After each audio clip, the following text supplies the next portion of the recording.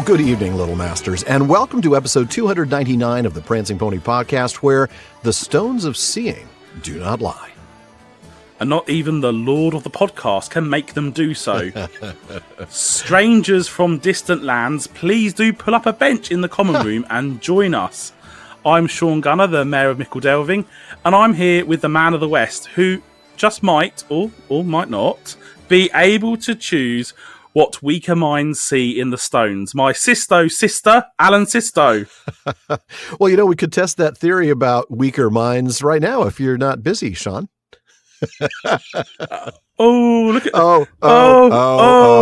Yeah, I'm sure that didn't go over so well. Folks, join us as Gandalf lays out the bad news in the second of our 2 episodes on the last debate. That's the 9th chapter of Book 5 in The Return of the King. Some of you are hearing this podcast for the very first time, and to you, all of us in the community, bid you a warm welcome.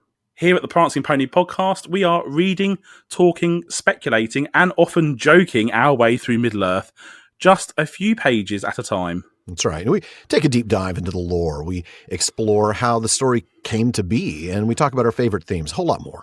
But we do that in a light-hearted and fun way, particularly when me and Alan are together, just like friends chatting at the pub. That's right, which we've done. And we are very pleased that you've joined us. Indeed we are, and I'm sure you'll be glad you joined as well. But before we get to tonight's chapter discussion, it's time for the Lord of the Mark to return one more time this season, which means it's time for fan favorite Philology Fair. Shawn, what do you have for us tonight? All right, Alan, today we are finally taking a look at a word that we've wanted to cover for a really long time. And that word is vanguard. Aha, yes. Yes. Today we see Prince Imrahil laugh grimly at the idea that their army of 7,000 would possibly ever think of marching on Mordor. He says, Seriously. Scarce as many as the vanguard of Gondor's army in the days of its power. And while many of us probably have some idea of what that means, we may not know exactly. So let's go ahead and explain it. Yeah, context gives us a pretty good clue. Sure. But what exactly is the vanguard? How much of Gondor's army is the vanguard? Well, in simplest terms, a vanguard is basically just the foremost division of an advancing army. The word comes to us from French, which you might guess, it does sound a little bit Frenchified. But the specific French word that it's derived from might actually surprise you. Vanguard actually comes from French avant-garde, which is the same word that we use today to refer to cutting edge or experimental art, like avant-garde art that pushes boundaries or that's ahead of the curve compared to mainstream avant-garde fashion that just looks like something nobody would ever wear. Right. Or avant-garde cinema, which is, never going to beat Guardians of the Galaxy Volume 3 at the box office, or, avant-garde music, which I'm not listening to in the car. But originally, avant-garde was just a French word meaning literally this, meaning the front part of the army. That is interesting. Avant is French for before or in front, and garde is just guard. Wow. So the meaning shifted from the part of the army that marches in front, right? The unit that takes the most risk and is the first to set foot on new territory, for instance. But then made that into sort of a metaphor, meaning people who take risks and explore new territory artistically, maybe with a beret and a goatee. Oh, if they are doing it right, yes. Yeah, and a little cigarette and maybe some cheese. Of course. Always the cigarette and the cheese.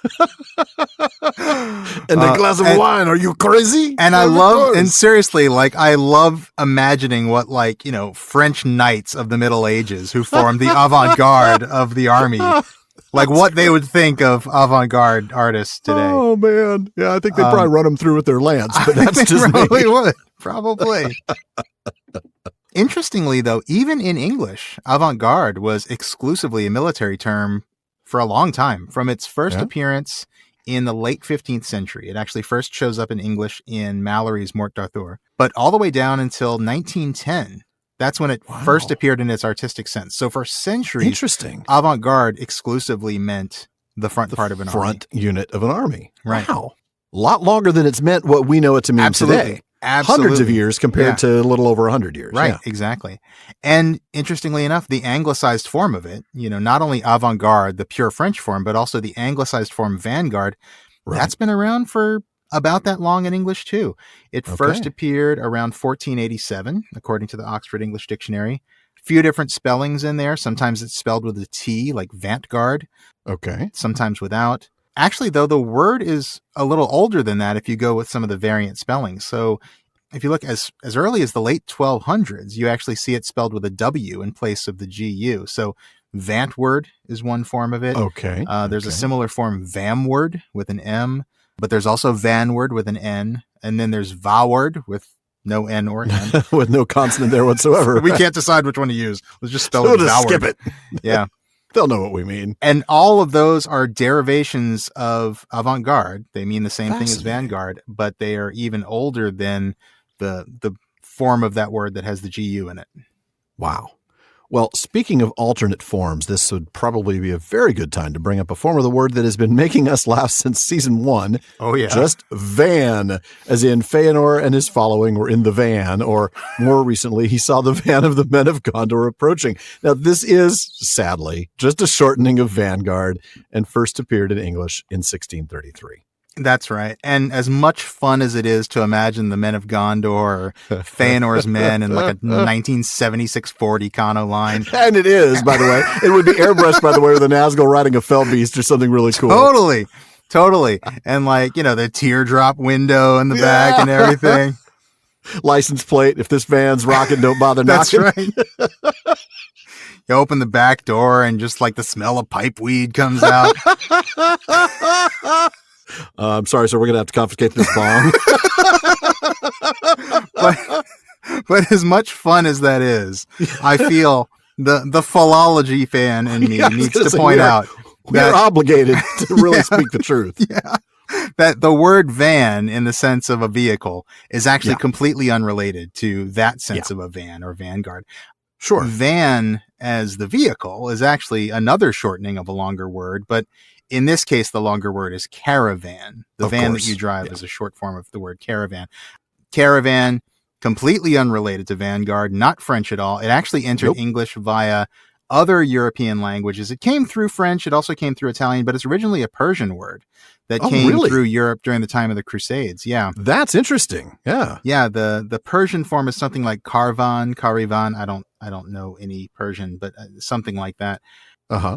And it originally meant something like a company of travelers. So you can imagine that its original sense during the Crusades in around 1500 would have been like, a group of people traveling together, maybe on a trade route, maybe on a pilgrimage. And over time, it took over various additional meanings. By 1805, though, one of the meanings of caravan was kind of like a type of covered wagon, usually like a wooden horse-drawn wagon that would have been used for transport and also living accommodation by itinerant people, like maybe traveling performers or maybe nomadic people like the Romani. Jugglers? Like jugglers, like indeed. Jugglers. Indeed. And we've come back to jugglery once again. Yeah. I'm sorry. That word has got to come back. I'm going to find a way to use jugglery again. So, yeah. I'm using it all the time with my kids, by the way. Whenever my kids get up to some mischief, I'm just like, do not attempt to fool me with that jugglery, child. But yeah, I mean, you can imagine nomadic people like the Romani or the Irish travelers or something traveling around in these caravans, and there's enough space in the back for you to put a little bed in and sleep. And sleep. That's exactly right. I'm sure.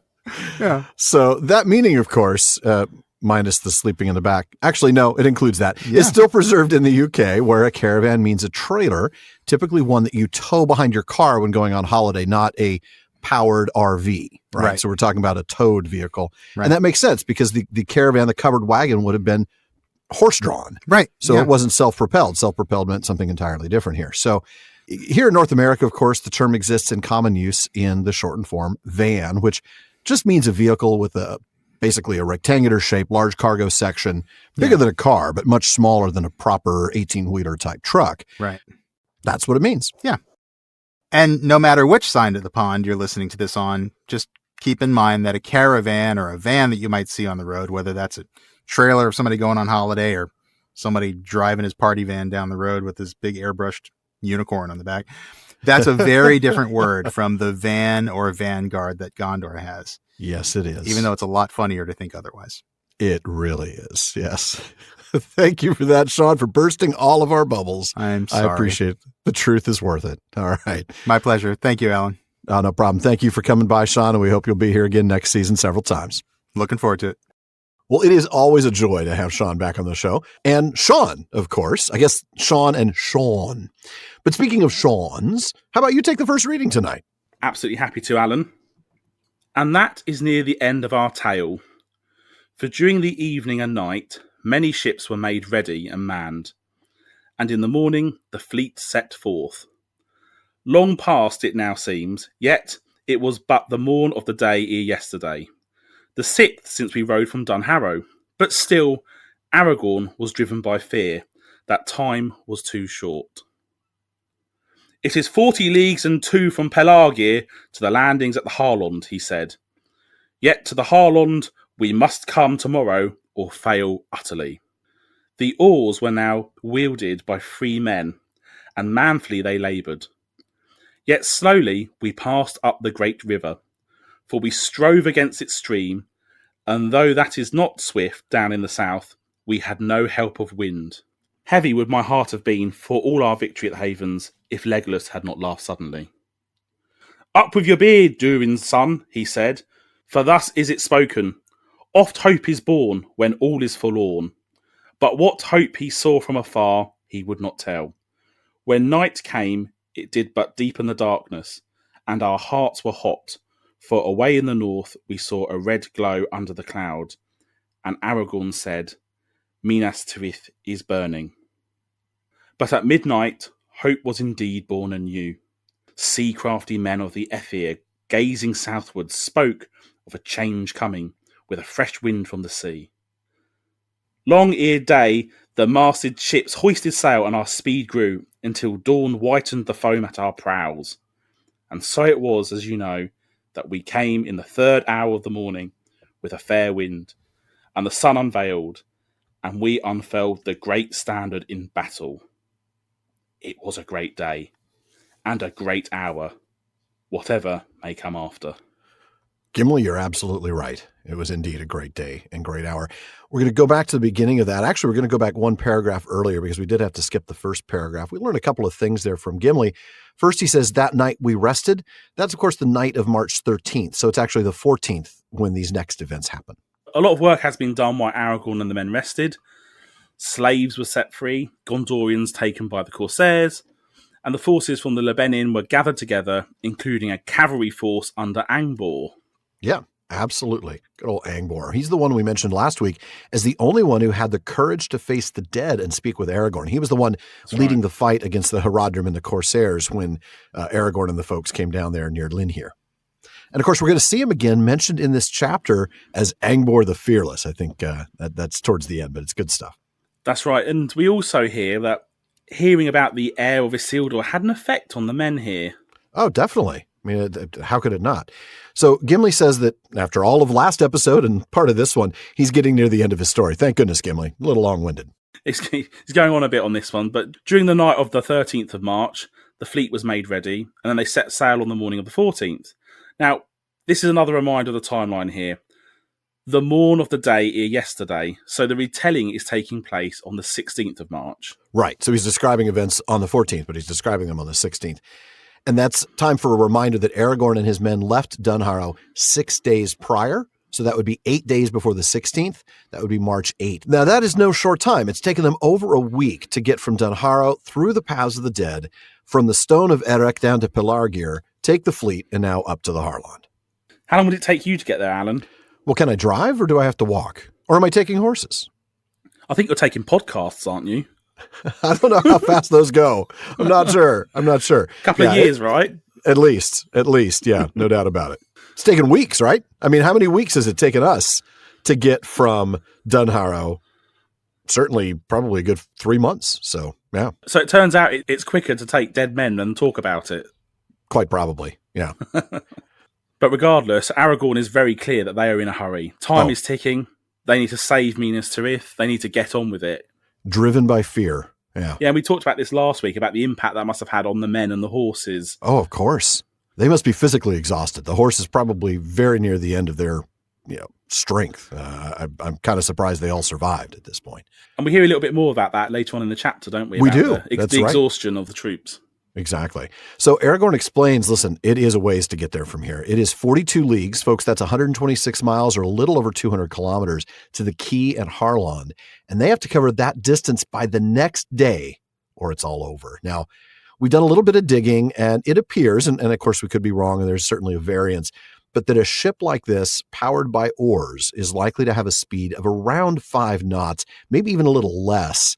That's only about 9 kilometers an hour, so they will barely make it, and that's if they row hard the entire time. They're not going to make it at that speed, are they? No, it's going to be awfully close, yeah. 10 hours, they're only going to go 90 kilometres and they need to make 200. So although the current isn't strong, it is still against them, because obviously the river's flowing out. Yeah. But the oarsmen are motivated. They've been freed by Aragorn and his forces. I'm sure they would like to take a little vengeance, yeah. So they're on their way to Harlond, and there's a slight sidebar here. Harlond. Wait a minute. Who's authorized you to do a sidebar? No, I'm just kidding. Go ahead. I thought as I'm the new Shawn here, I thought I was able to do a sidebar. Okay. All right. Fire away. Little sidebar for anybody. Harlond means South Haven. And actually, I had to look at the maps. It's not on any of the maps. We know roughly where it is because we know it's where the Ramasakor, the shield wall, the around outer wall, the outer wall. That's where it meets the bend in the Anduin, so we can see where that is on the map. So we can guess that Harlond is there. And it's actually the closest point that the Ramas comes to the city itself. Exactly. Yeah. But there is also a Harlond in Linden as well, which is that's right, on the opposite side of the Lune to Forlond. But there is no Forlond or North Haven in Gondor that we know of, and we don't actually know whether Harlond is a coincidental name or is it named after the other Harlond. That's a very interesting point. I mean, it is just South Haven, so it seems to me like it would be coincidental, but you can't really assume that. Yeah. But where's the North one, right? Because actually this is North Haven compared with Pelargir. That's true. It's the South Haven, though, to Minas Tirith, right? I mean, there is no... There's nothing on the northern side of it. There's this southern port. Would it not just be the Haven? The Haven? Just Lond. Welcome to Lond. All right. Well, still, the timing of this does not look good. And Gimli is honestly about ready to despair at this point. Legolas tells him to cheer up, of course, in his own particular idiom. And he offers that quote that I absolutely love. Oft hope is born when all is forlorn. Let's talk about that a little bit. Sort of a eucatastrophe comment, isn't it? I mean, that's what you tend to think of when you read that. You do, yeah. When you're reading Tolkien's work and what they mean and what they say and what they feel, it is often this message, which is at the darkest moment, hope springs eternal. Yeah. You take some of the fantastic moments in Middle-earth history, be it in Beleriand. Yeah. All was lost. Morgoth had all of Beleriand, all of it. Yeah. They were stuck on a little island, right? At the end. That's all they had. And yet, Arendelle made it to, we won't go into that, but he made it to Valinor. And that's a whole quite series. A sidebar, Shawn. Yeah, it really is. No, but you're absolutely right. I mean, it is that way with Tolkien, that it is those darkest moments that the brightest hopes shine.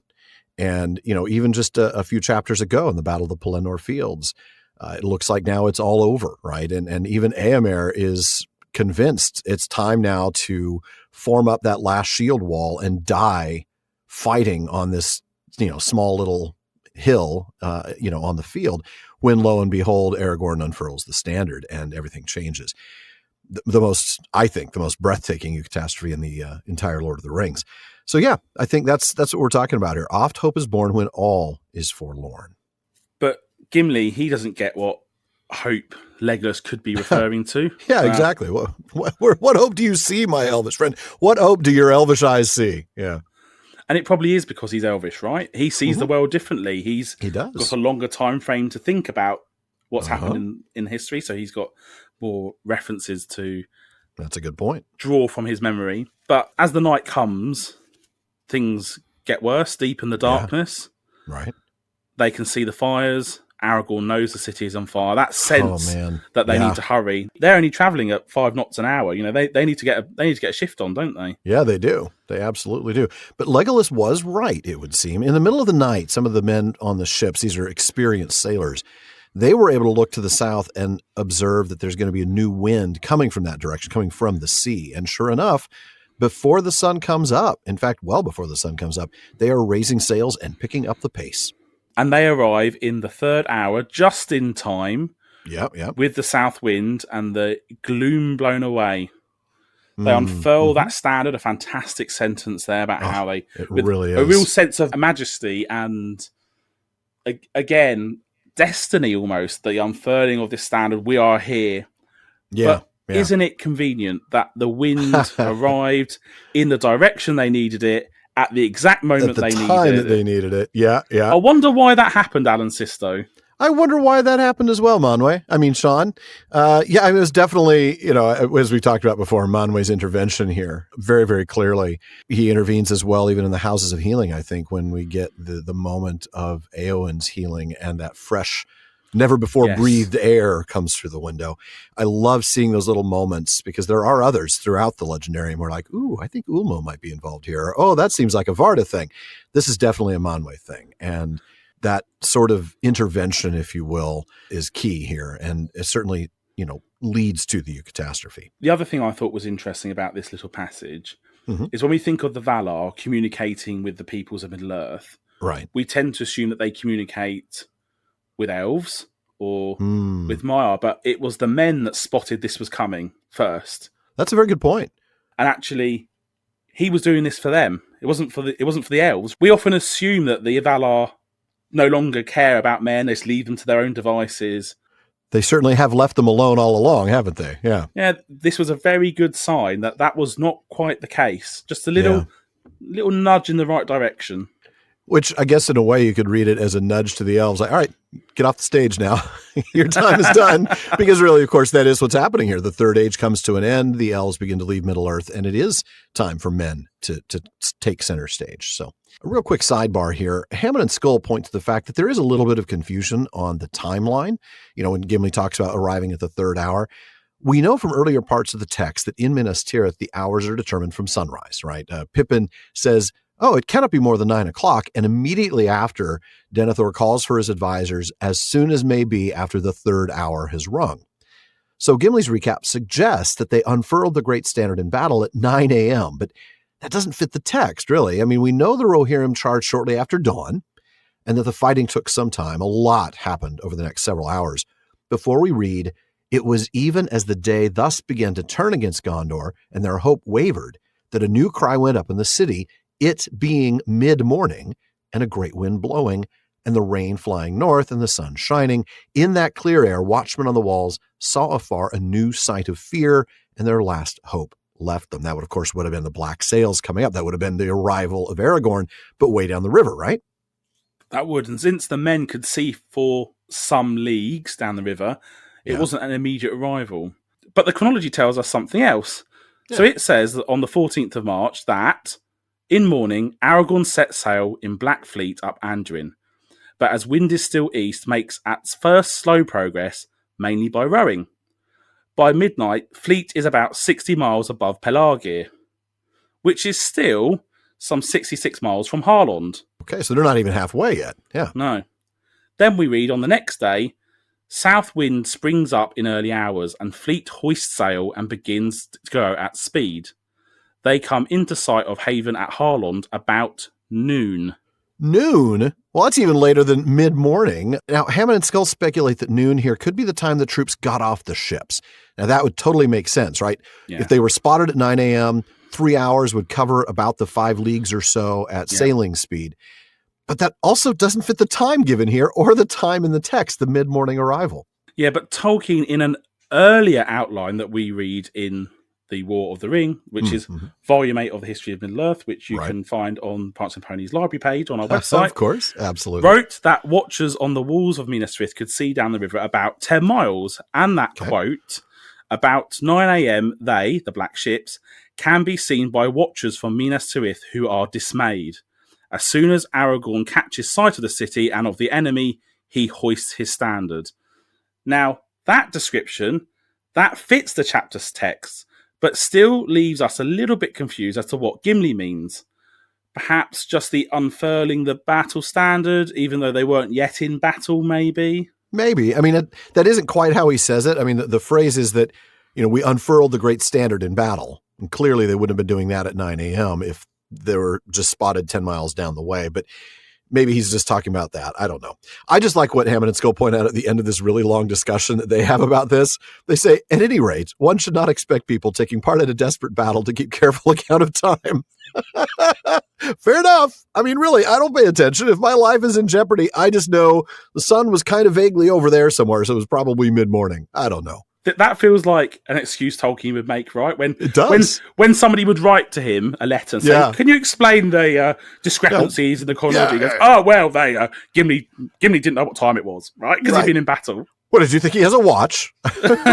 He's just estimating. It's just an estimate. All right. Well, back to the text. We did have to skip a few paragraphs here, mostly recapping the responses of Legolas and Gimli to the deeds of the day. So both observe that what happened was great, regardless of the outcome.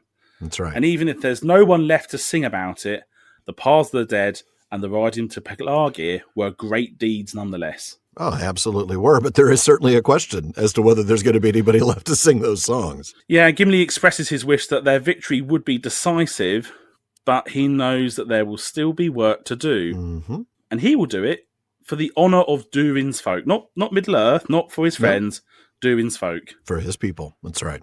Just as Legolas would do it for the honour of his people and for the love of Aragorn. Legolas always having to one-up his friend. Oh, you'll do it for the honor of your people. I'll do that too. Oh, and also for the love of Aragorn. Ah, gotcha. See? Yeah. See what you did there. There's almost, you can imagine this conversation carrying on, right? So to the point where Legolas goes, well, I'll do it for the honour of my people times infinity. Right. And then plus one. Infinity plus one, yeah. Yeah, exactly. Well, I like, though, that instead of doing that silly junior high thing, they continue instead to think in silence as the debate continues. It's a really nice little segue from Tolkien. And speaking of nice segues, let's take a quick break.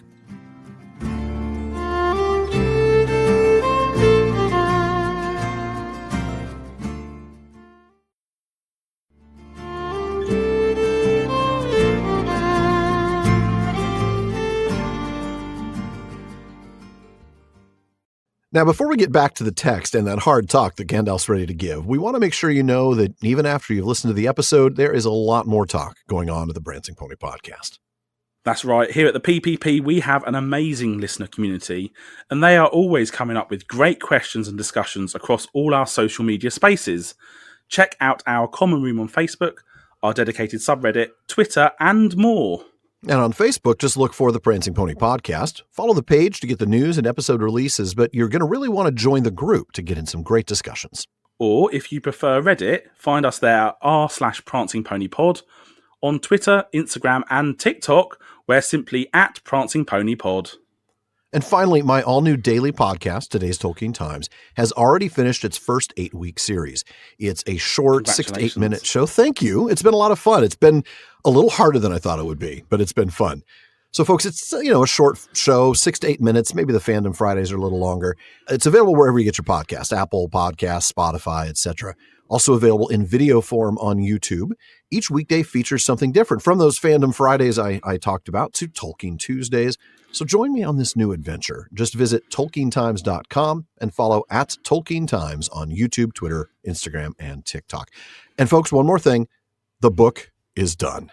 Sent to the publisher 3 weeks ago. Woohoo! And on schedule for that September release. So please pre-order your copy of Why We Love Middle-earth now and ensure you get a valuable first impression.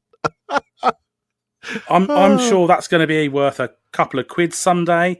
Maybe the day after you buy it. Yeah. Perhaps you could sign mine, see if it increases or decreases the value. But before we get carried away with that, perhaps you could take us to the next reading. I think that's probably a good idea. When the Prince Imrahil had parted from Legolas and Gimli, at once he sent for Éomer, and he went down with him from the city, and they came to the tents of Aragorn that were set upon the field not far from the place where King Theoden had fallen. And there they took counsel together with Gandalf and Aragorn and the sons of Elrond. "My lords," said Gandalf, "listen to the words of the steward of Gondor before he died. You may triumph on the fields of the Pelennor for a day, but against the power that has now arisen, there is no victory. I do not bid you despair, as he did, but to ponder the truth in these words. The stones of seeing do not lie, and not even the Lord of Barad-dûr can make them do so. He can, maybe, by his will, choose what things shall be seen by weaker minds, or cause them to mistake the meaning of what they see. Nonetheless, it cannot be doubted that when Denethor saw great forces arrayed against him in Mordor, and more still being gathered, he saw that which truly is. Hardly has our strength sufficed to beat off the first great assault. The next will be greater. This war, then, is without final hope, as Denethor perceived.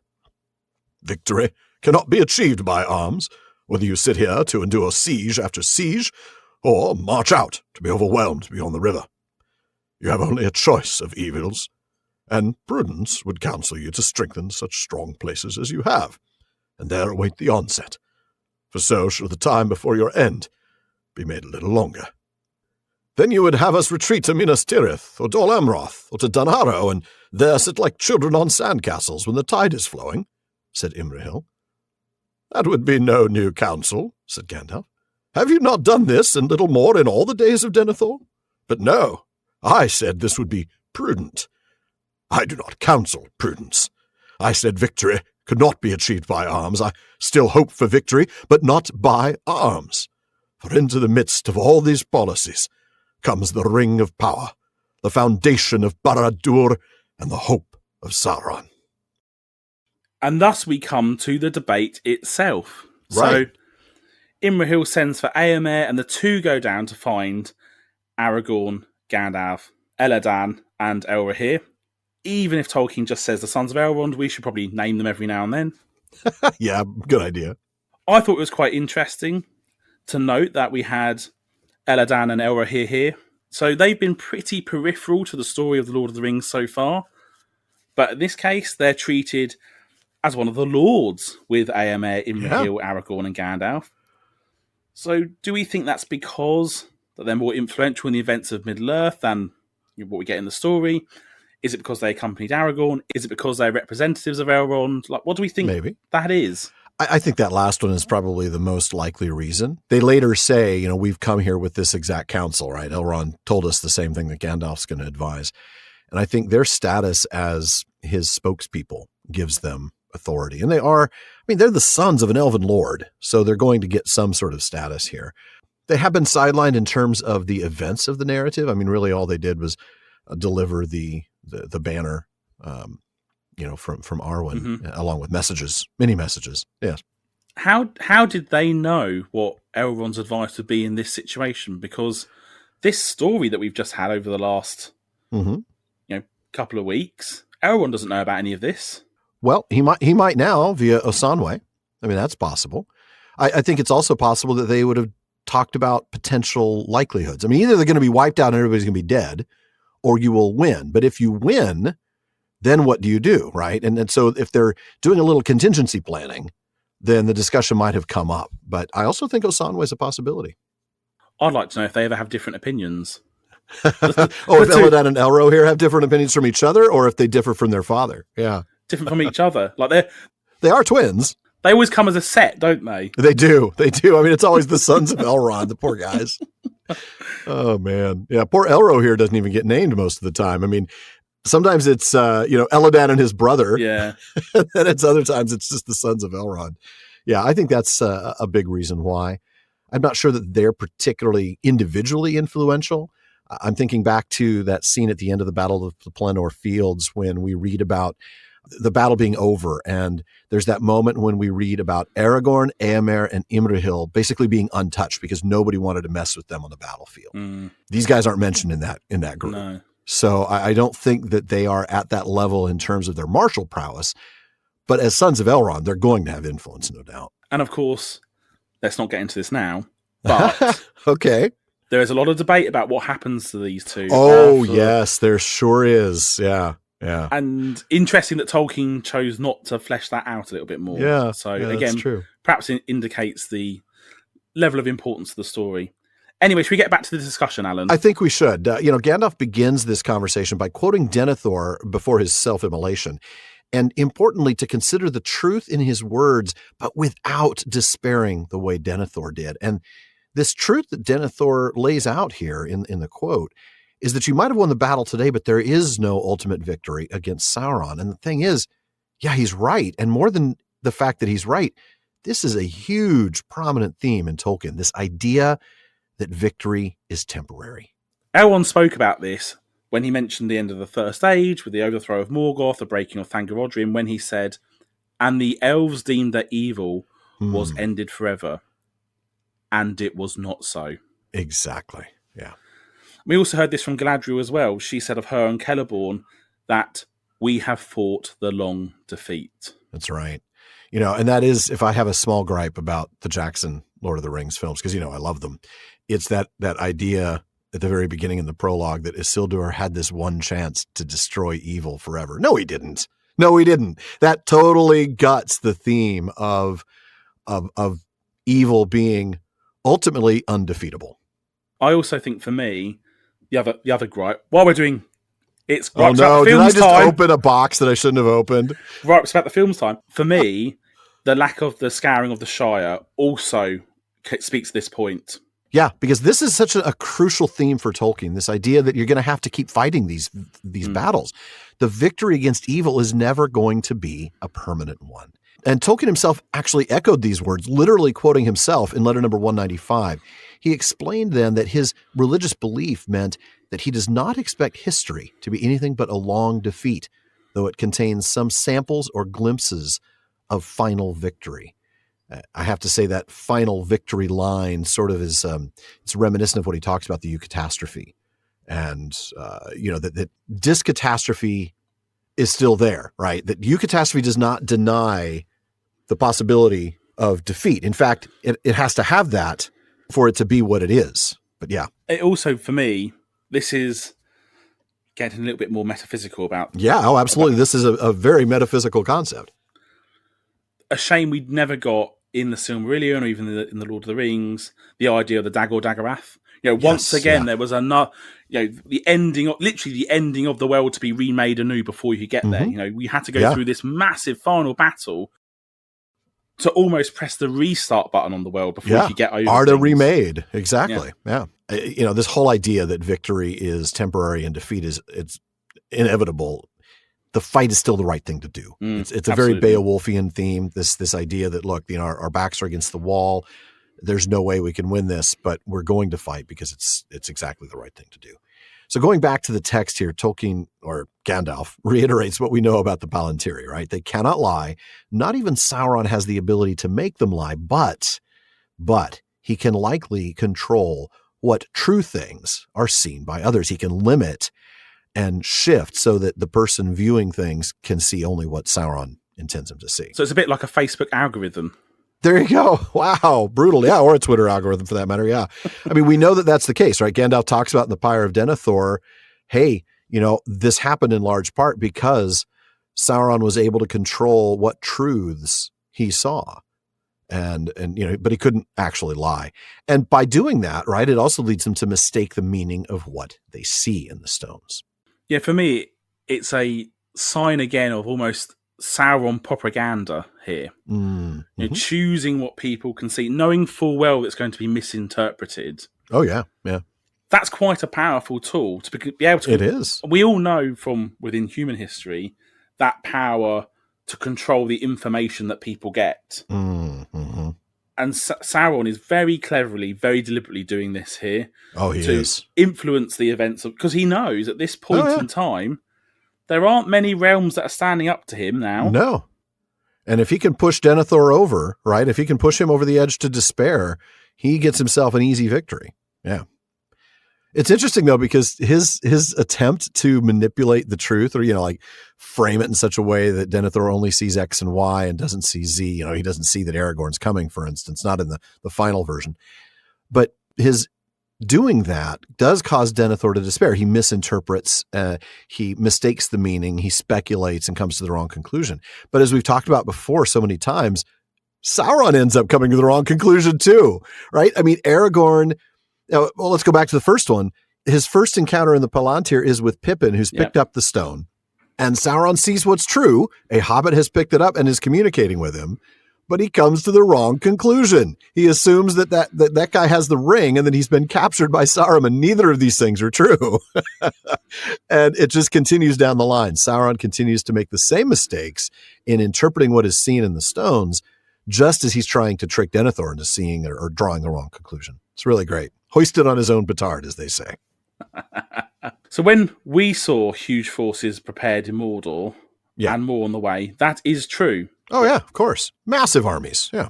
So what Gandalf says, essentially, is we cannot win by military victory. We know that there's this huge force there. Yeah. We can't defeat them.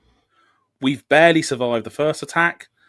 The next attack will be even bigger, and our forces have suffered badly. Mm-hmm. So you've got a choice, guys. You can sit here and be besieged and die, or you can head out across the Anduin to battle and die.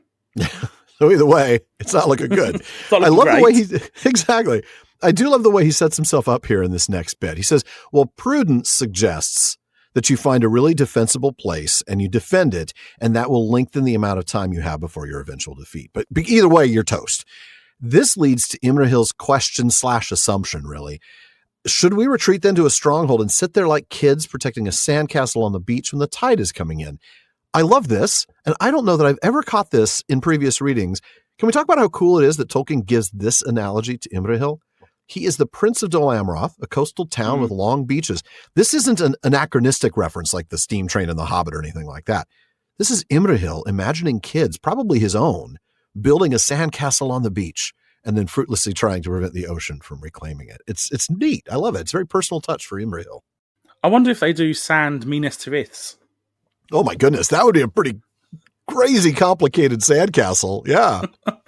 Oh, no. The gate's on the wrong side. You went first gate on the... No, you can't do that. Start all over.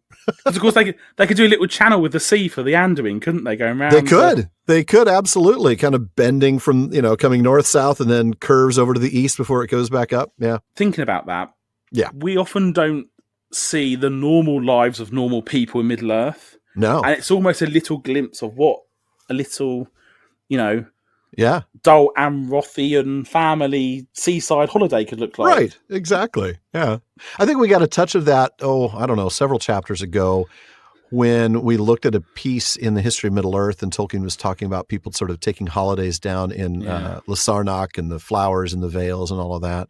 It was neat, too, to sort of hear this idea of, well, this is where they go on holiday. Yeah, good stuff. It's lovely, isn't it? It is. We're going back to the main thrust of the text. Gandalf says, my point is, prudence says this is what you should do, but it's not what I am saying. Mm-hmm. After all, that's what you've all been doing this whole time, and it's not really worked out for you. No, it hasn't. That's true. And I thought it was quite interesting here in this discussion. And I say discussion, it's mostly Gandalf speaking at them. Yeah, pretty much. It's not much of a debate, is it?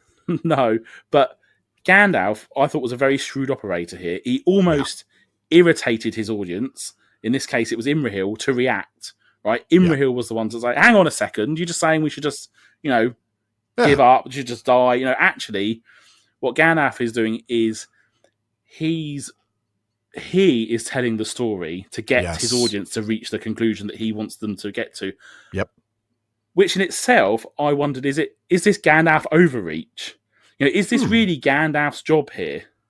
Bearing in mind, it was not his job to come to Middle-earth and rule over people. And he does look like he's ruling over them. We heard early on in the chapter that Gandalf should be, govern their affairs. Well, but that's Aragorn saying that, not Gandalf. Gandalf would never say, I should rule over your affairs. He would not say that. But Gandalf is still doing it nonetheless.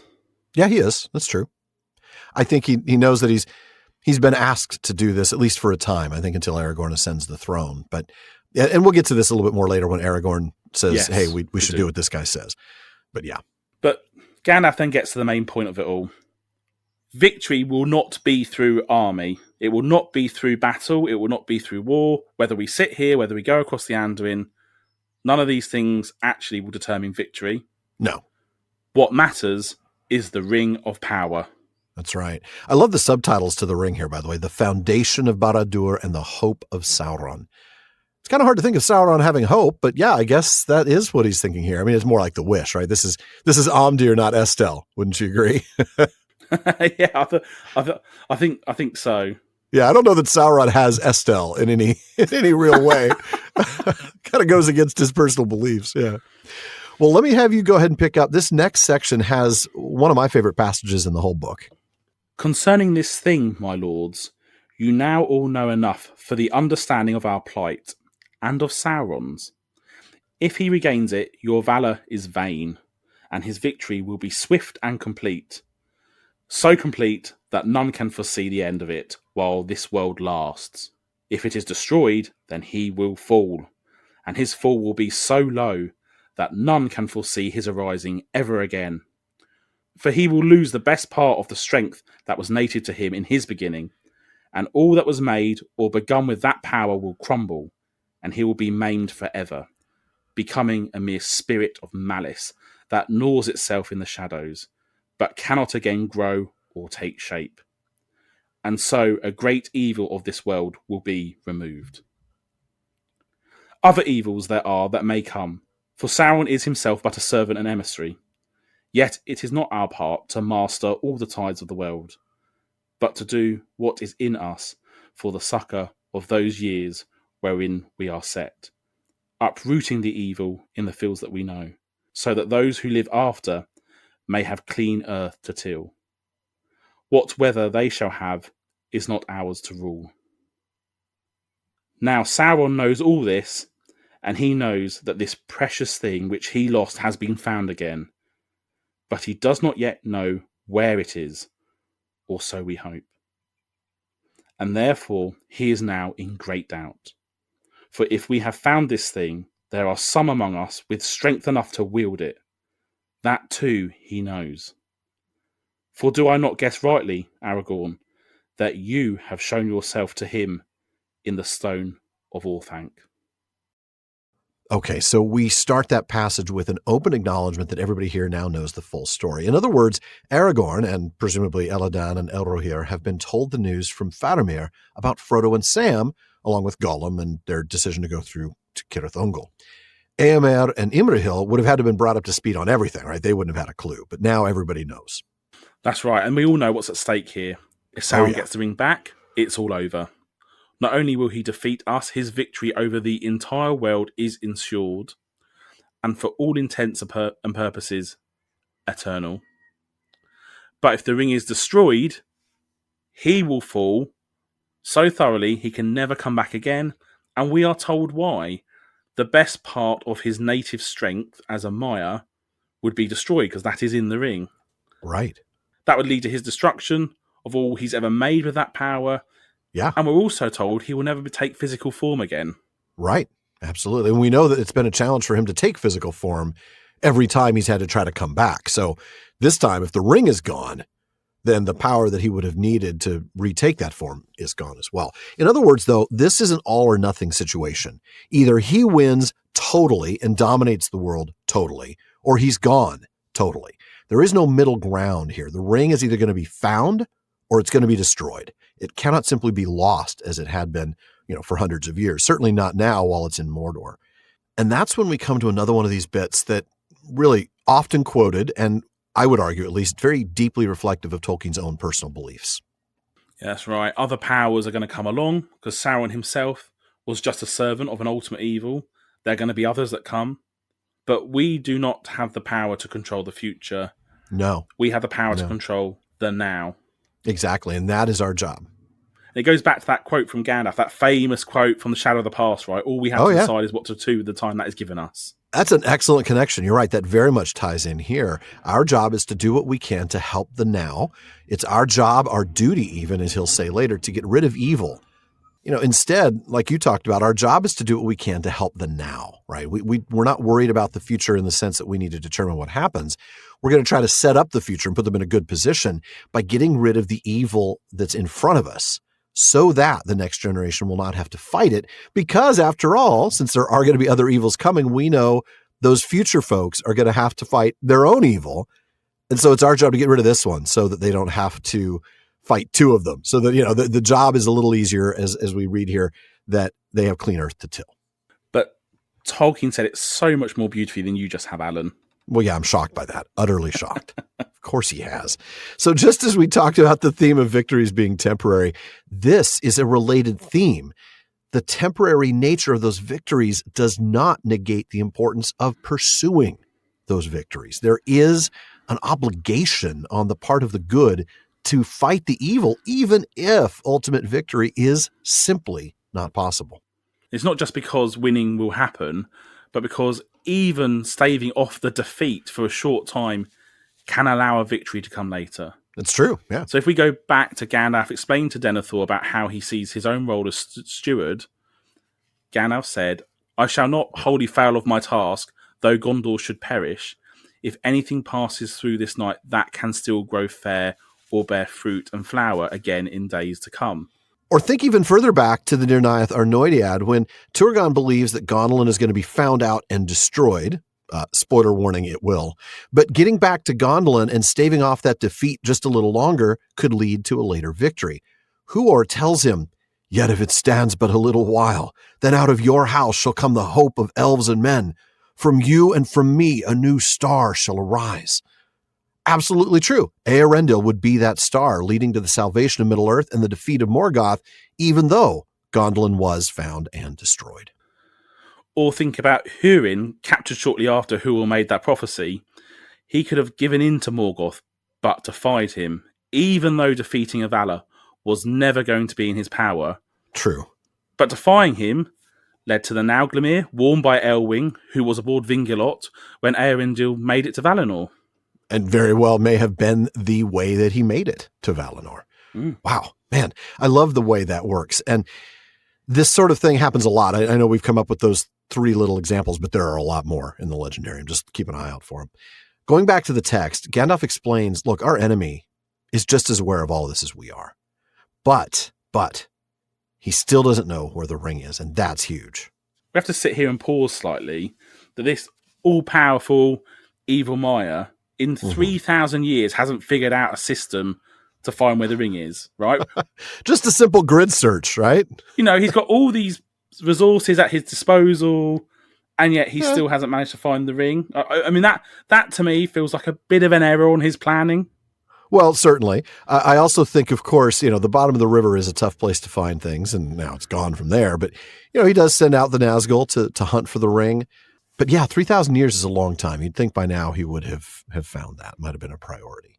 Who knows? Maybe he couldn't even begin to look for it for the first 1,000 years. He just had to spend all that entire energy simply trying to come back in some form. Maybe he was like, for the first 1,000 years, I just can't deal with this right now. Yeah, I can't. Not right now. I'm done. I just can't.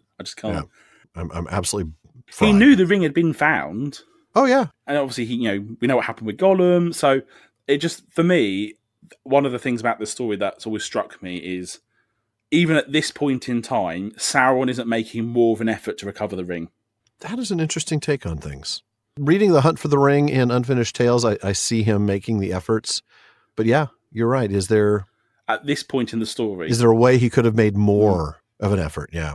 Well, that's the thing. He's in doubt, right? I mean, I don't know that he's searching for it because he is completely confused as to where it could be. He wonders, I'm sure, one of these people must have it. In fact, right now, don't you think he assumes that because he saw Pippin in the stone? We know that he had to assume Pippin's got the ring. So now either Saruman has it. Oh, wait, my Nazgul tell me Saruman's been defeated. So one of the good guys has it. And he knows that there are some of those guys in this group of good guys that are strong enough to wield the ring, like Aragorn. And it's worth hovering on that point for a second. The suggestion that there are several people there who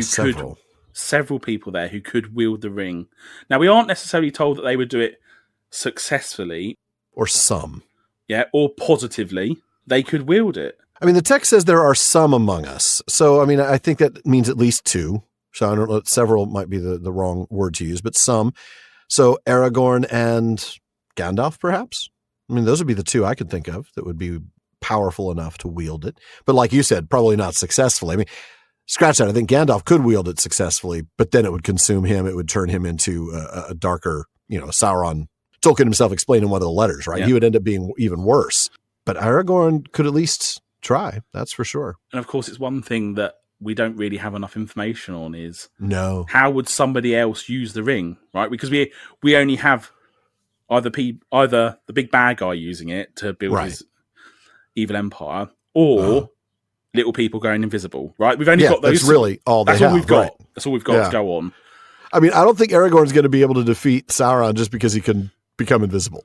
No, but it's interesting to me that this sentence in the text there was without qualification that Sauron would believe this, and was without qualification from Gandalf, presumably that it was true, that actually it could be successfully wielded by For if we have found this thing, there are some among us with strength enough to wield it. That too he knows. So in other words, here's a true statement, and then he knows that this is true. So you're right, yeah. And it's not something that we're actually very accustomed to hearing, is it, actually? The fact that there are people that can use the ring. Now, we accept that probably they might not have the best of ends. Well, no. Eventually it's going to be very, very bad if they try to use it.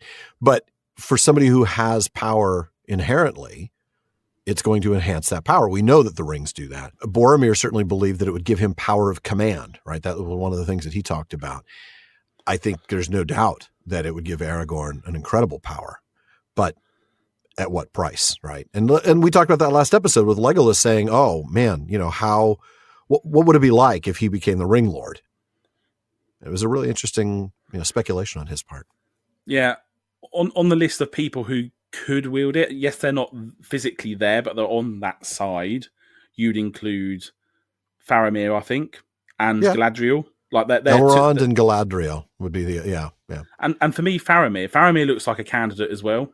Yeah, I just don't think he would. I think he really would choose not to under any circumstances. Well, the thing is, all of them have all of them could have, and they've all either explicitly or implicitly chosen not to. Right? All of those people at any point could. I mean, they could have defeated. Yeah, they all had the ring. That close to their possession. Yeah, absolutely. I mean, Galadriel was offered it freely. For Elrond, it was just sitting there on the stone waiting for him to take it. Well, actually, it wasn't on the stone. That was in the movie. Frodo was told to pull it out of his pocket. So Frodo still had it, but he easily could have taken it. Yeah. And Gandalf was offered it as well, in theory. Gandalf was.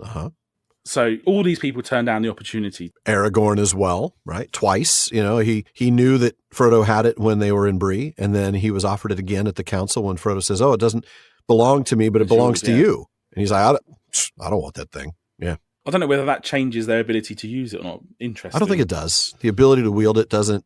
What it does suggest is that if Aragorn were to wield it, he might be able to resist its evil nature a little longer than most. Because he would be taking it under different circumstances than, let's say, Gollum did. But of course, the bit that Sauron might be missing here, going back to the previous passage, Gandalf made the point that it takes the destruction of the ring to defeat him. Yeah. So although Sauron himself is worried about somebody else taking the ring, from his perspective, that could actually benefit him in the longer run, right? Oh yeah, of course. If somebody else took the ring and wielded it, they'd end up being corrupted. Exactly. He'll know who that person is. He'll be able to defeat that person and take the ring back. And he's just waiting for that to happen at this point. So, obviously Gandalf at this point is implying that one of the people strong enough to do it is Aragorn, right? He asks him about that chat with Sauron. So, of course, we're having this chat about Aragorn, but we know that Aragorn himself had a little chat with Sauron about this in the Palantir. That he did, yeah. Aragorn talked about this a bit in the paragraph we skipped. That's right. He confronts Sauron through the stone before they all left the Hornburg.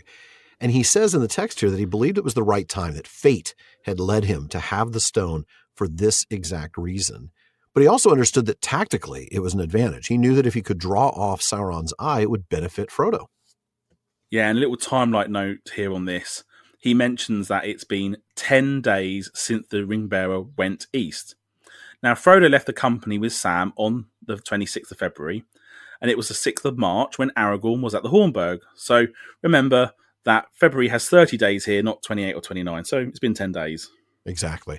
But Aragorn underestimated how quickly Sauron would respond. And frankly, I think he wouldn't mind a do-over here to make his arrival a little less tight.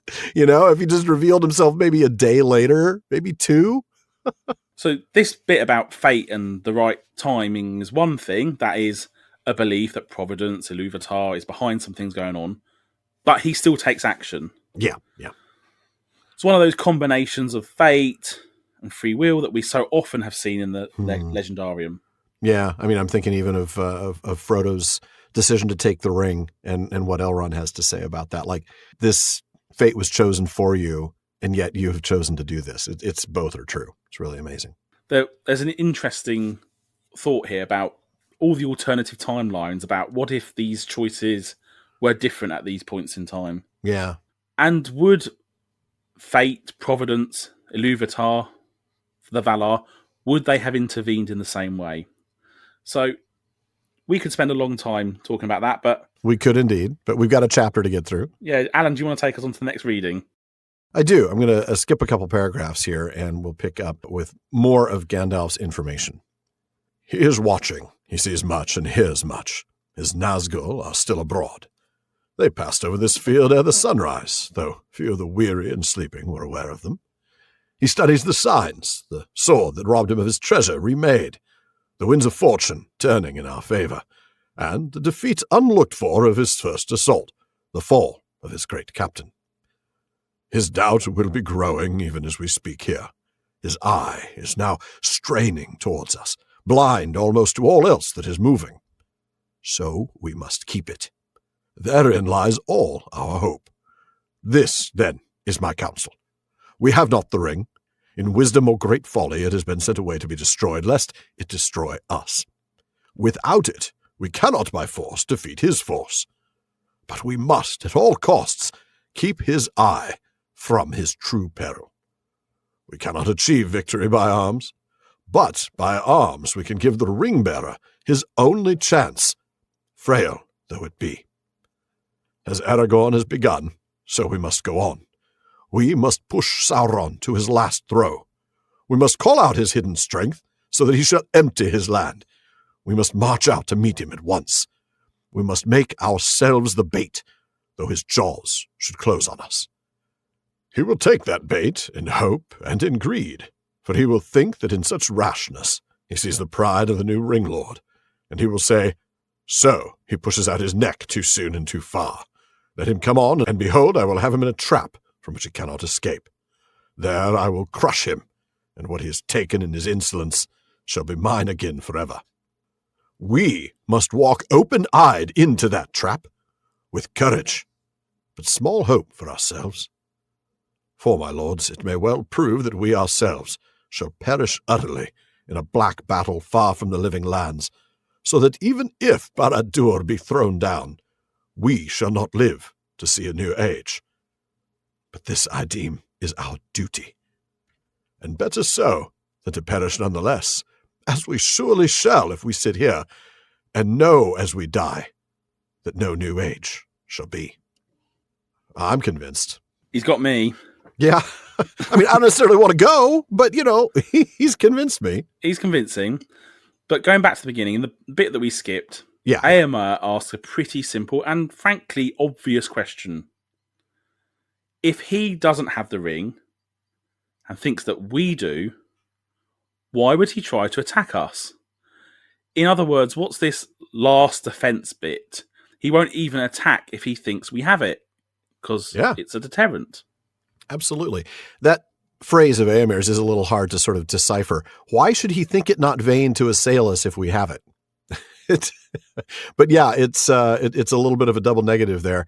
Yeah, why in the world would Sauron attack us if he thinks we have the ring? And Gandalf explains, look, Sauron's still in doubt. He knows that if one of us has it, that person cannot possibly learn to wield it very quickly. So instead, Sauron's going to look for a time of strife between us. He's going to look for a time when we are fighting amongst ourselves, and that's when he'll attack, because he knows that the ring would actually be a help to him under those circumstances. It would identify the new master of the ring, but do so before that new master could learn how to wield it. Gandalf also makes the point, he has not built up his power by waiting until his enemies are secure, as we have done. Again, Gandalf making the point, do not wait. Yeah. But going further on to the bit that you read out, Gandalf explains that he is gathering intelligence, that's Sauron. Yeah. The Nazgul are out and about. So even if most people didn't notice they're passing over the battlefield at dawn, Gandalf clearly did. Yeah. And Sauron, he's not an idiot. No, maybe a big jerk, but he's not an idiot, yeah. Yeah, he knows that the sword that was broken is no longer broken, or at least it's around. He knows about the change in the weather that appears to have been intervention by the Valar, so he knows that actually Providence may not be on his side on this one. Yeah.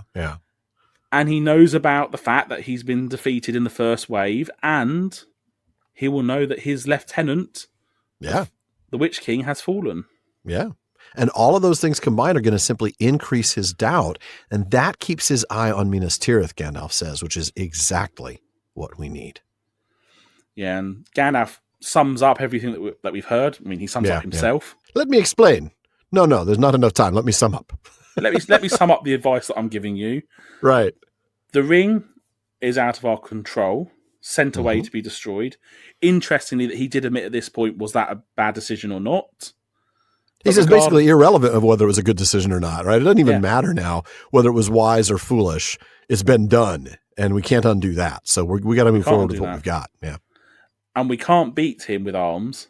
Therefore, we have to keep his attention away from his danger, away from the threat to Sauron. Sauron thinks the threat lies in Minas Tirith. Right. But we know the threat lies to him in the Crack of Doom. Yeah. The threat lies with two very small hobbits making their way to Mount Doom. And so going and doing what he's about to say they need to do is the only way to increase the likelihood of Frodo's success. And remember, that is the only possible success there is here. That is the point. No other victory is possible. None. So only the destruction of the ring by Frodo leads to the victory of the West. So whatever we can do in service of that one small possibility, we must do. It's an obligation at this point, a duty. So now we've established that principle. We start getting into the specifics of it, right? So what do we need to do? We need to call out his armies. We need to empty Mordor. And how do we do that? By marching out to fight them. That's right. We got to be the bait. And Gandalf says, look, Sauron is going to take that bait. He's going to assume that we are coming to fight him while wielding the ring.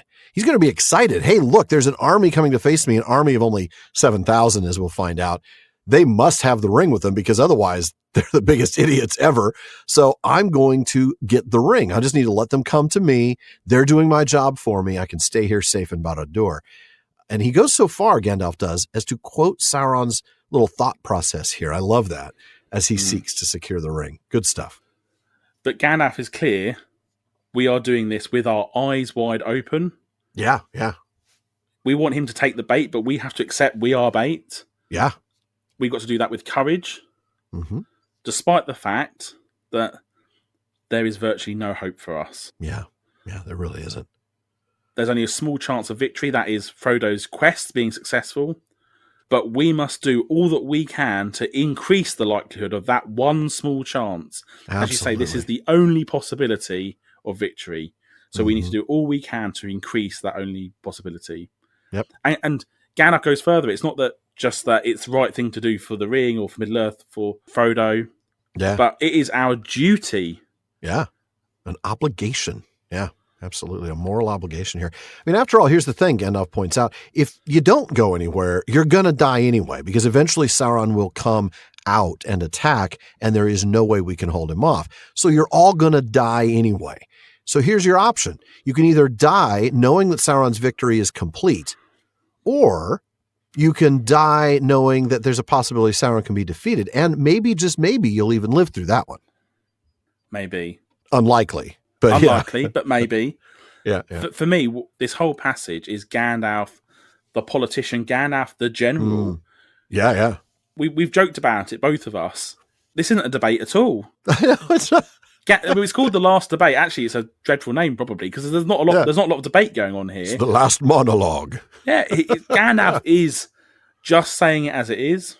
Yeah, this is what prudence would suggest that you should do. Mm-hmm. But I've slightly irritated you, Imra Hill, by suggesting this course of action. Well, I've got a better course of action. Right. And he's very firmly in charge. I don't think there's another point in the story where it looks so clearly that Gandalf is in charge of them in the same way. You know, we feel a little bit of this with the Fellowship, but even then, it didn't quite feel that Gandalf was as commanding. You know, he's not. No one's dissented from him in any of this. No, that's true. And he's just said, you know, no one's actually said, is there any Sorry, is there another option that we could explore? Right. I mean, maybe that's because they see the logic of what he said, that there really is no option, right? I mean, what are the other options? Is there another, what if we waited and we just sat here and waited for another 5 days to see if the ring got destroyed? Well, but then that doesn't increase the odds, right? We need to do what we can to increase the likelihood of that. It's a fair point, but you're right. He's very much issuing orders. What we will notice, though, is that even though Gandalf is giving orders, the others don't agree to do it until Aragorn does. And their agreement to do it is tied explicitly to Aragorn. So I think this is more about Gandalf persuading Aragorn, and then Aragorn's position and eventual title being the thing that leads the others to do it. But good stuff and really good point. Gandalf is not debating anybody.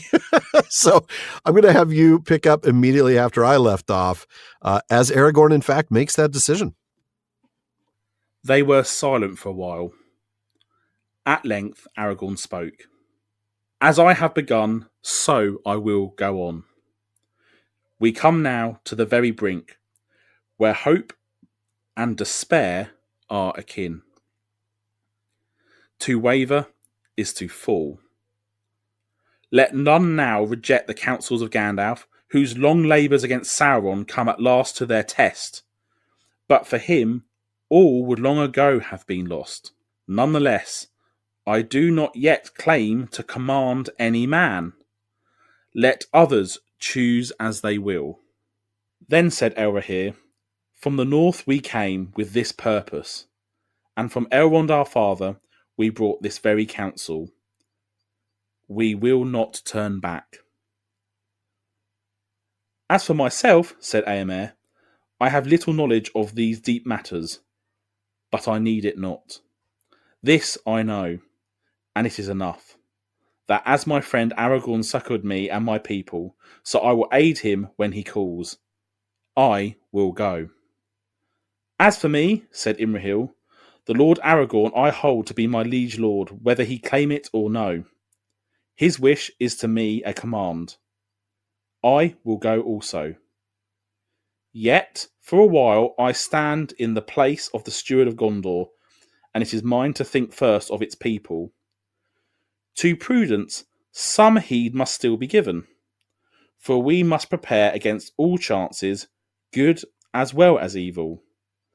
Now it may be that we shall triumph, and while there is any hope of this, Gondor must be protected. I would not have us return with victory to a city in ruins and a land ravaged behind us.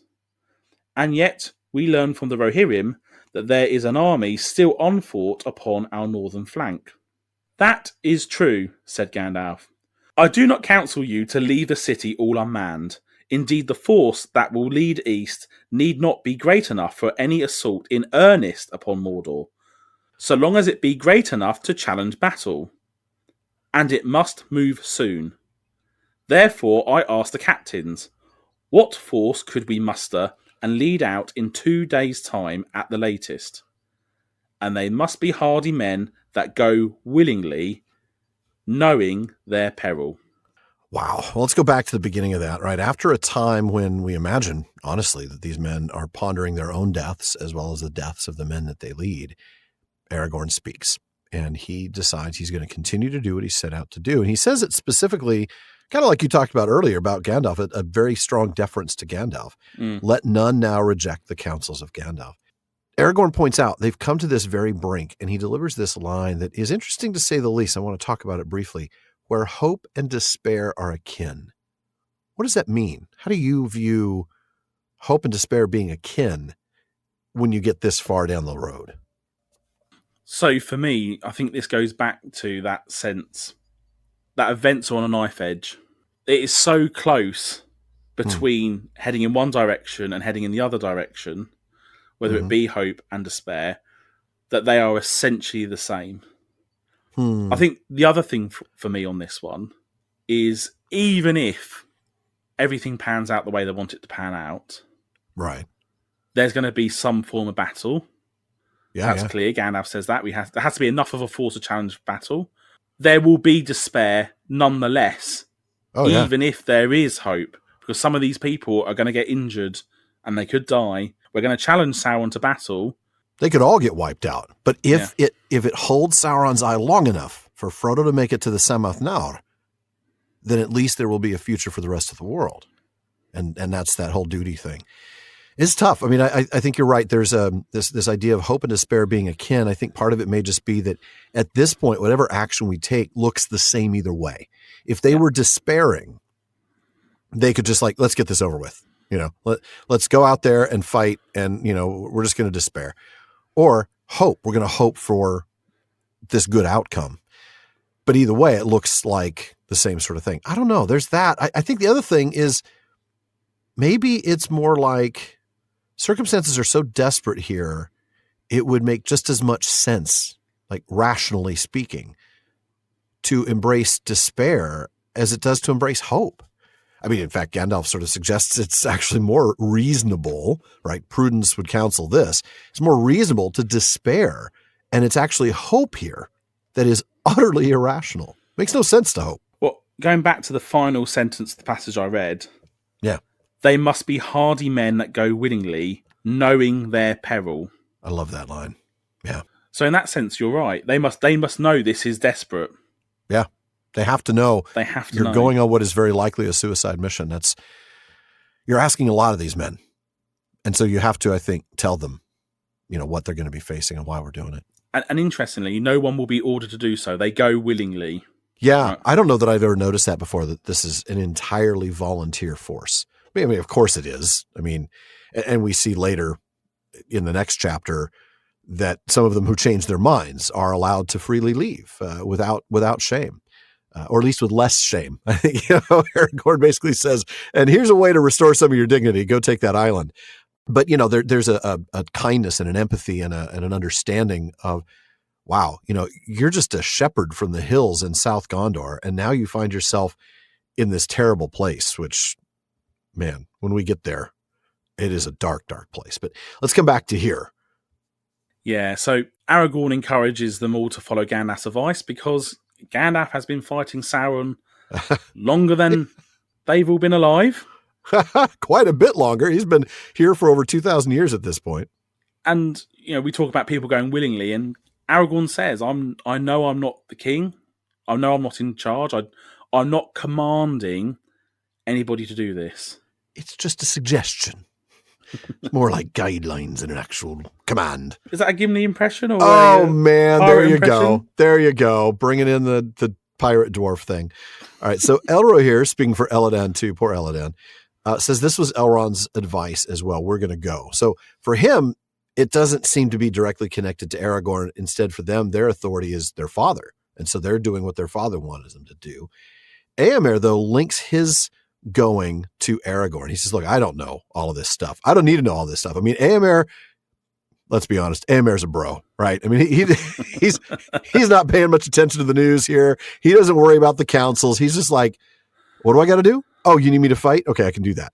I don't need to know all of those things. What I do need to know is that Aragorn helped my people, so I'm going to help him when he calls. Yeah. And I love Éomer's loyalty here. His brotherly love with Aragorn that we saw back at the Hornburg, and then we see again on the Pelennor, and we see again here, is so wonderful to see. I love that. But it's Imrahil's line that really moves me. He begs to differ with Aragorn's last point, right? Oh, I'm not king yet. I can't command you. Imrahil's like, I don't think you get this, man. You are the king, whether you wish it or no. You are my liege lord. You are the one to whom I owe, obedience. So when you express a wish, man, that's my job to make it happen, right? It's a command for me. You are my king, even if you haven't made that claim. You say jump, I'm going to say how high. I'm going. I love that. Yeah, he is going. Yeah, he is. But he recognises that he's not just Prince Imrahil of Dol Amroth. No. He's actually standing in for the Steward of Gondor at this point. Right. Faramir's in the Houses of Healing, and Denethor is crispy toast. Crispy toast. So he knows that he has to exercise a bit more prudence and makes a very valid point about the city, which is, can we leave this completely undefended? If we win, will that be any good if we come back and the city's been destroyed? Because as we know, there's another army hanging around to the north. Yeah, yeah. And if we go back sometime, we will remember this was the army that the Rohirrim avoided by going through the Druidan forest. Yeah, absolutely. And Gandalf agrees, right? We don't need to send everybody. We just need to send enough to make it look like we're really actually challenging battle, right? The force needs to leave quickly. So let's make a decision here. How many can we get ready in 2 days? And remember, like you pointed out in that last line that you read, they need to be volunteers. This is not a job for conscripts. This is not a job for people who don't know what they're facing. Not only do they need to be volunteers, they need to be informed volunteers. They need to know their peril. Yeah, so we skipped a little bit here, but essentially it's just a discussion around some of the practicalities, also a little bit of the concerns. Yeah. So AMR points out that many are injured. Sadly, some of the horses are dead. Yeah. He thinks he, at a push, get close to 2,000 men if he leaves the same number in defense of the city. In other words, of the 6,000 Rohirrim that arrived at the beginning of the Battle of the Pelennor Fields, there are now less than 4,000 remaining that are able to fight. That's a 33-34% casualty rate. Yeah, although Aragorn does point out that they don't need to consider only those people who are there at the moment, because Angbor the Fearless, he's got another 4,000 coming from the south. That's right. Angbor the Fearless. I love this guy. Now, that force will be really close by the time we're ready to leave in 2 days, right? So we can leave with a force of 7,000 combined infantry and cavalry and still leave behind more force than was here when the battle started, right? Leaving us in a better position to defend.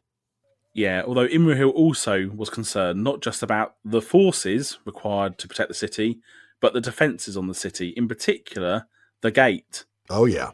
The gate's been destroyed. And, there aren't a lot of gate building contractors around at the moment. They're a little busy right now. They've got inflationary pressures, there's supply chain issues. So who are they going to find to do that job? Well, Aragorn, he volunteers up, Gimli's people, says that they have the skill. So if we win, we'll send Gimli to ask them. And of course, as we know, spoiler alert, this does eventually happen. Yeah, absolutely. Alan, do you want to take us to the end of the chapter? I do. I can't believe we're nearing the end of the next to last chapter. This then was the end of the debate of the lords, that they should set forth on the second morning from that day with 7,000, if these might be found, and the great part of this force should be on foot because of the evil lands into which they would go. Aragorn should find some 2,000 of those that he had gathered to him in the south, but Imrahil should find 3,500, and Eomer 500 of the Rohirrim, who were unhorsed but themselves war-worthy, and he himself should lead 500 of his best riders on horse, and another company of 500 horse there should be, among which should ride the sons of Elrond with the Dunedain and the knights of Dol Amroth. All told, 6,000 foot and 1,000 horse. But the main strength of the Rohirrim that remained horsed and able to fight, some 3,000 under the command of Elfhelm, should waylay the west road against the enemy that was in Anorion. And at once swift riders were sent out to gather what news they could northwards, and eastwards from Osgiliath and the road to Minas Morgul. And when they had reckoned up all their strength and taken thought for the journeys they should make and the roads they should choose, Imrahil suddenly laughed aloud. "Surely," he cried, "this is the greatest jest in all the history of Gondor, that we should ride with 7,000, scarce as many as the vanguard of its army in the days of its power, to assail the mountains and the impenetrable gate of the Black Land. So might a child threaten a mail-clad knight with a bow of string and green willow. If the Dark Lord knows so much as you say, Mithrandir, will he not rather smile than fear, and with his little finger crush us like a fly that tries to sting him?" "No, he will try to trap the fly and take the sting," said Gandalf. "And there are names among us that are worth more than 1,000 mail-clad knights apiece. No, he will not smile." "Neither shall we," said Aragorn. "If this be jest, then it is too bitter for laughter. Nay, it is the last move in a great jeopardy, and for one side or the other, it will bring the end of the game." Then he drew Anduril and held it up glittering in the sun. "You shall not be sheathed again until the last battle is fought," he said. Whoo, boy. Oh, my. Oh, my. So going back to the start of your reading, they've reached their conclusion. 7,000 men will go on the morning of the 18th of March. Mm-hmm. That'd be 1,000 cavalry, 500 led by Éomer, 500 led by the sons of Elrond and Imrahil. And then, of course, there'll be 6,000 infantry. So of those, we know that 2,000 are going to be men from the south that Aragorn gathered on his way here, led by Aragorn. 3,500 of them are going to be from Imrahil, also again from the south. And 500 are going to be unhorsed Rohirrim. So these are guys that are still able to fight themselves, but that their horses are no longer, well, alive, probably. The remaining 3,000 Rohirrim, all mounted, will be under Elfhelm's command, and they're going to go and attack the enemy force in Anorvien. Exactly, because now they have enough force to do exactly that. Interestingly, though, Elfhelm's role here was only added in the second edition. There was the mention of the 3,000 mounted Rohirrim, but not of who they were commanded by. So the first thing they do is send out the scouts to see what the army's up to in the north. Mm-hmm. Yep. As well as on the other side of the Anduin, between Osgiliath and the road to the Morgul Vale. Ah, the road to the Morgul Vale. So those scouts are going to come back. Sir, it still has a sickly charnel smell. Yeah. So after they've totaled up their numbers and Google mapped the route, or map quested if we want to go back a decade, Imrahil just sort of lulls, right? I mean, Imrahil in a text, LOL. He's not changing his mind or anything. I mean, he's certainly still willing to do this. He's just like, wait a minute, I've been hit with the reality of this, and this is looking a bit silly. Yeah, the vanguard of the army, the small detachment at the front, like Shawn mentioned in Philology Fair at the beginning, was this big when the army of Gondor was at its greatest power. But that is the size of our entire force. And we're not fighting an open field battle here. We're going to try and attack the Black Gate. This is ridiculous. Siege equipment. I know, It is absolutely absurd. 7,000 of us, 6,000 on foot, 1,000 on horse, and we're going to try to take down this massive gate. We don't have any siege equipment. We don't have any structural support. No, nothing. We don't even have a logistics train. So once again, Imrahil has another one of these child analogies. I love this. He imagines a little kid threatening an armored knight, complete with shiny vambraces, of course, because Imrahil, with an utterly useless weapon. And, as a dad, I kind of get these child analogies. And so for fun, I looked up the ages of his kids. At this point, Imrahil's sons are 32, 29, and 25, but his daughter is only 20. And I'm sure he's remembering some of these early childhood moments with his kids. And just as an aside, his daughter, 20 right now, is eventually going to marry Éomer. Interesting that clearly they've grown out of the phase of, Well, yeah, they're not building sandcastles anymore, one presumes. They're not, but he doesn't mention them joining him in the battle. No, you would imagine at least the boys would. 32, 29, and 25, they should be there. Well, one of them is probably still taking care of Dol Amroth, right? One of them is still probably the oldest. Yeah. Yeah. That was one he was like, yeah, I'll mind the shop here. You go to Morgul, you go to Mordor. I'll just, big job I've got, I'll stay here. Big job I got. That's right. Yeah, thanks for trusting me with it, Dad. All right. But Imrahil asks, won't Sauron just crush us like a bug? Good question. Gandalf's got some insight here, though. Sauron won't just annihilate us, but he will try and trap us and take the sting. Yeah. Again, if we go back to the earlier passage, what was Gandalf saying that Sauron was concerned about? There were leaders here, who could wield the ring. Sauron's unsure about who's here. And again, this is reminding Imrahil about how many mighty names there are now amongst this force. And there really are. In fact, Imrahil is one of those names, let's face it, along with Aragorn, Elladan, Elrohir, Éomer, Gandalf himself, arguably the entire crew of rangers. That's right. So, despite Imrahil's slight amusement around this, Aragorn is grim. This is all a bit too bitter for laughter, and we shouldn't be laughing, really, and Sauron won't be either. No. This is, in fact, for us, at least, the last desperate move in a game filled with danger. Mm-hmm. Like we said earlier, this is an all-or-nothing gamble. Here, one side will achieve ultimate, total victory, and another side will suffer ultimate, total defeat, and there is no middle ground. So Aragorn draws his sword, he holds it up, and he says what almost sounds like an oath. I mean, it's not quite, right? He doesn't take Iluvatar's name or anything like that, but you don't need to.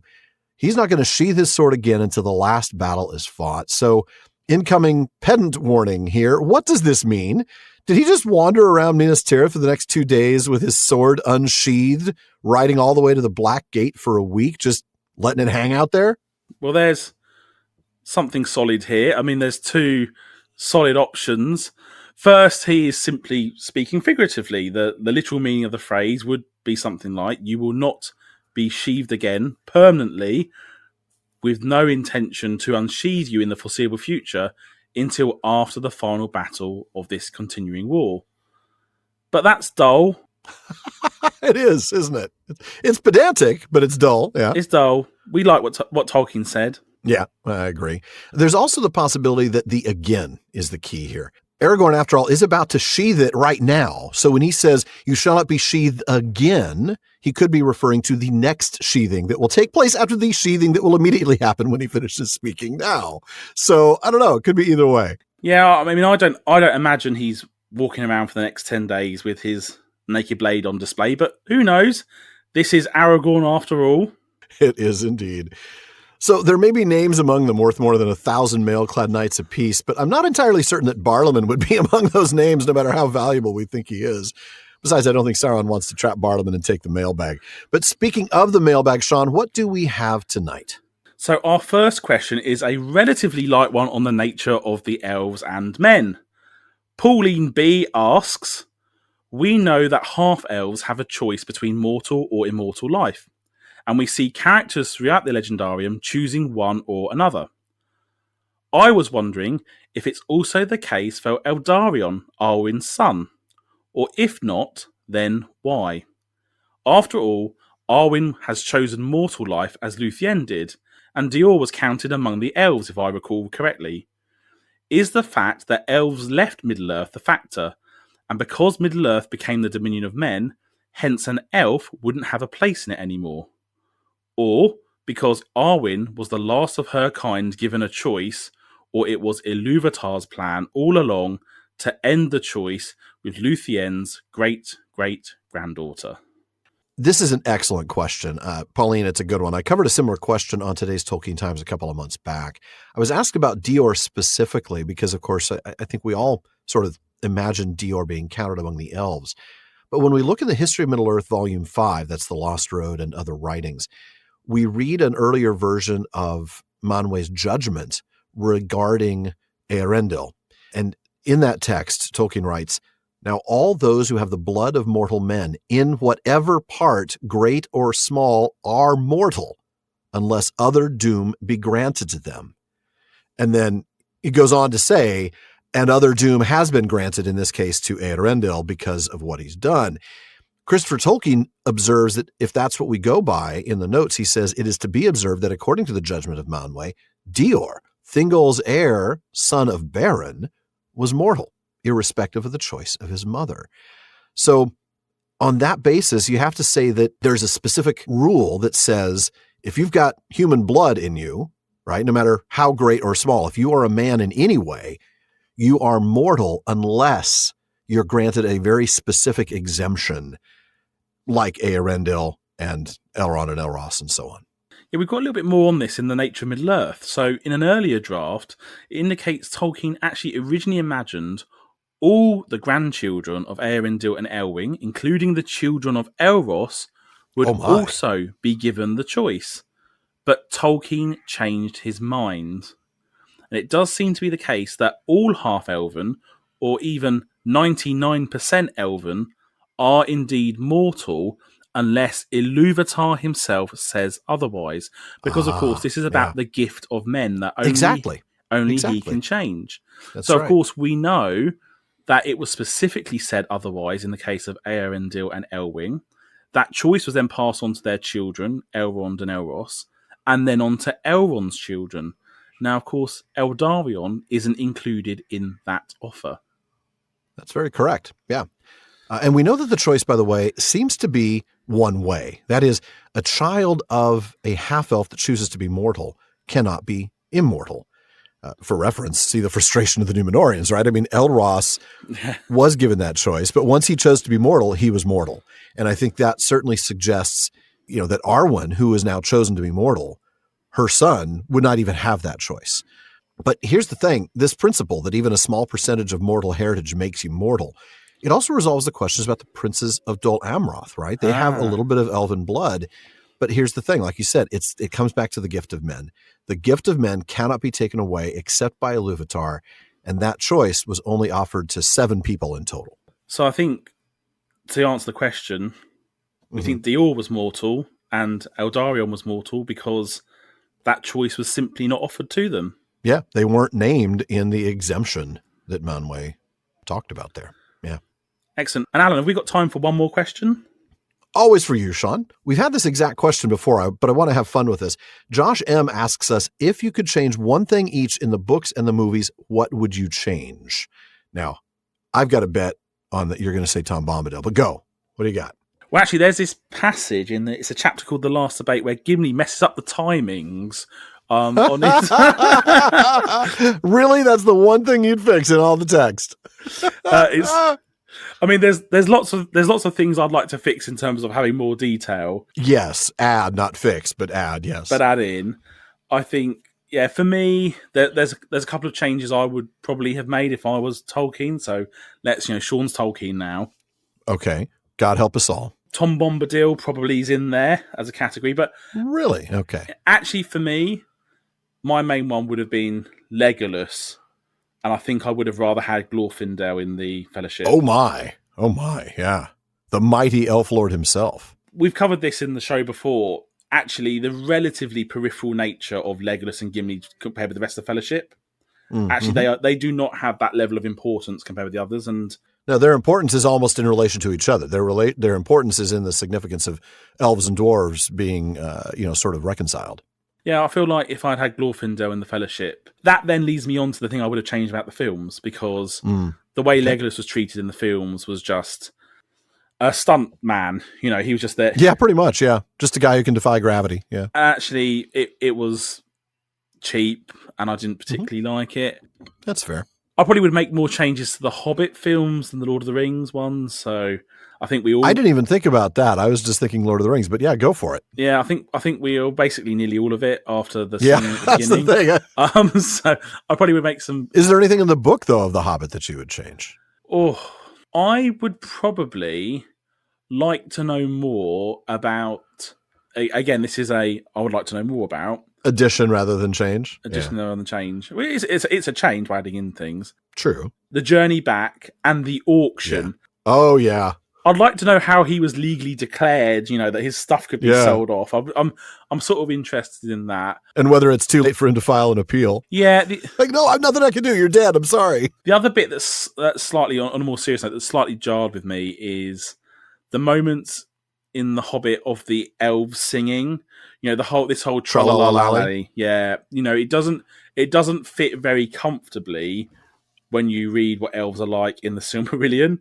When you see right when you're reading about Feanor or Luthien, and you think I cannot picture Feanor saying tra-la-la-lally. That is tra-la-la-lally down in the valley. So that for me, I appreciate that these were written for different audiences. They weren't originally conceived to be part of the same mythology, but nonetheless, I struggle with that.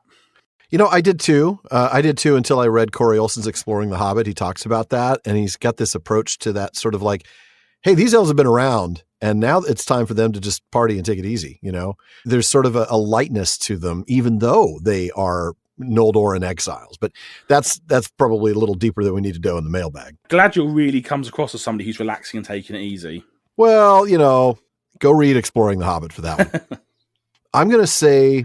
Well, I'm not going to say. I'm just going to tell you this one was really just for you, because I answered this along with the other Shawn in episode 251 over a year ago now. I said that for me, the change that I wanted to see in the books was Frodo not having to pay such a heavy price. While my heart still says that, I know that his loss is absolutely crucial to the story. So I don't know that there's anything I would change. In the films, of course, there's absolutely zero shock at all to anyone. What I said then and what I still say now is that Faramir would absolutely remain the honorable and noble man that he is in the books.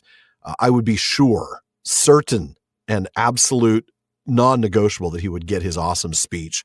I would not take this thing if it lay by the highway. Not were Minas Tirith falling in ruin, and I alone could save her so, using the weapon of the Dark Lord for her good and my glory. War must be while we defend our lives against a destroyer who would devour all, but I do not love the bright sword for its sharpness, nor the arrow for its swiftness, nor the warrior for his glory. I love only that which they defend. the city of the men of Númenor. That's one of my favorite monologues in all of the Legendarium, and I got to say, David Wenham would have delivered it beautifully, I think. So I would change that in the Lord of the Rings films. I never even thought about changing anything in The Hobbit. I was surprised that if you didn't say eliminate Tom Bombadil, eliminate all the poetry, because I know that's not your big strong suit either. You and I actually probably have the same thing when it comes to the Book of the Hobbit. The Tralalalally thing is probably the thing I would change, despite my understanding it now a little bit more. As for the films, I can't even begin to list the number of things I'd change in the films. That's just not a fair question. We'd be here all night. For me, on Frodo paying a heavy price, I actually see that as a really nice bookend to the mythology of Middle-earth. Actually, it just seems patently unfair, but no, you're right. It is absolutely necessary, and it is exactly that. It is a bookend, because actually, if you think about it, how would Frodo, aside from the pain that he's endured, how could he go about his normal life in Middle-earth afterwards, right? Let's say he got over the pain and the hurt. Right. But this is he's a celebrity for he is. They all are, really, to some extent. They all are. But how would he have coped with that? I don't know. I just know that my heart breaks every time I read the line, "The Shire has been saved, Sam, but not for me." And it just guts me every time, So it's just one of those things where I feel like Frodo has gone through so much. It would have been nice to see him healed in Middle-earth instead of having to go to Valinor or to Tol Eressëa. But for me, the counterpoint to that is Sam making it back over. Yes, as well. 100%. I only hope that Frodo was still alive when he did, because there's hints in the letters that suggest that mortals who do make it there actually die more quickly, sort of like a moth to a flame, in the sense that it's just too much there, and that maybe Frodo didn't live for very long, but he would have been healed and enjoyed the life that he did have for however long he had. Although he would have benefited from the 18 years he had the ring, right? So he was stretched for that period of time, so he would have had a little bit of benefit from that. I hope so. Well, folks, that does wrap it up for another episode of the Prancing Pony Podcast, but come back again next week when I am joined once again by the Nerd of the Rings as we journey with these 7,000 brave men to the Black Gate. And whilst you're doing that, I'm going to be over here helping rebuild Osgiliath with bright pink Lego bricks, just for fun. If you insist. Alan and I would like to thank the members of Team PPP, editor Jordan Rennells, Barlam and Becca Davis, social media manager Casey Hilsey, event and Patreon community coordinator Katie McKenna, graphic artist Megan Collins, and website guru Phil Dean. And speaking of the website, please be sure to visit us there, theprancingponypodcast.com. We've got show notes, some pretty hilarious outtakes. We've got our old Prancing Pony ponderings on there, along with our online storefront, where you can get all sorts of PPP merch, including the all-new chapter art from Megan for this season. And you're also going to want to take a look at the library page on the website. The Prancing Pony Podcast is first and foremost a podcast about the books. So if you're interested in a book we've mentioned on the show, like The Nature of Middle-earth, you'll find a link for it in our library page. So correct. PPP gets a small amount of compensation when you make your purchase, and for that, we thank you. Indeed. And we also want to thank our patrons at the Kierdance contribution tier. I'll start with DeMay in Alaska, James in Virginia, Tamsin in Minnesota, Chad in Texas, Lance in New Jersey, Paul in Colorado, Jerry in Texas, Joseph in Michigan, Kathy from North Carolina, Carlos in California, Brian in the UK, Ned from Connecticut, Jerry from Washington, Joe in Washington, Erwin from the Netherlands, Dylan in Australia, and Ben in Minnesota. And there's also Anthony in Texas, Karen in the UK, Zach Sue in Illinois, Brian in Texas, Sarah in New Jersey, Joshua in Massachusetts, Lucy in Texas, Connor in North Carolina, Erica in Texas, Carson in Oklahoma, Keith in Alabama, Vivienne in California, James in Massachusetts, Anne in Kentucky, Shawn in New Jersey, Roger in Michigan, Mason in California, Maureen in Massachusetts, and John in Japan.